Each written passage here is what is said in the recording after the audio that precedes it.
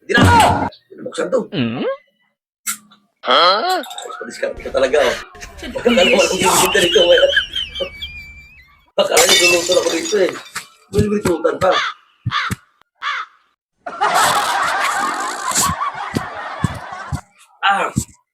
Ayos. Ito mga discarte. Para di ba? Luto na yan? Tikpak mo lang, oh. Malakanin pa. Mamigay kay takip pa. Lagyan mo ako. Malakanin pa. Tatap mo naman siya, lakanin pa, eh. Pagyan mo nasa. Oh, nalaglag na. Pagyan mo nasa. Ano? Tama na. Malakanin pa, mga... Okay, tama, pagluto na. Ha? Ano? Sige ah. Ayos, ba? Oo. Tama na, no? Oo.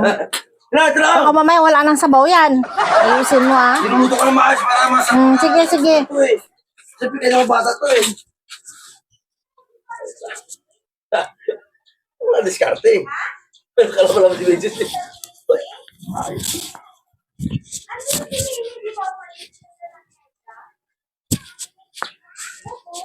Sarap!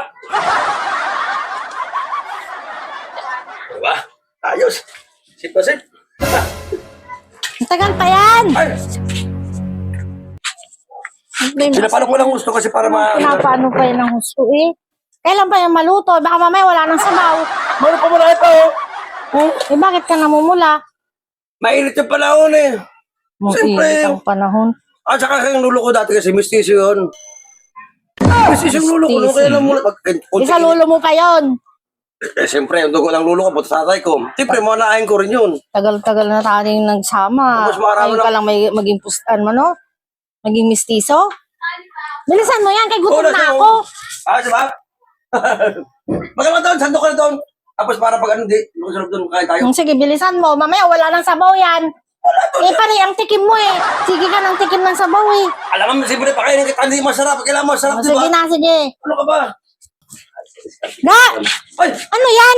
Ha? Ano yan? Ay, paso. Yan ang Matapon sinasabi ko sa iyo eh.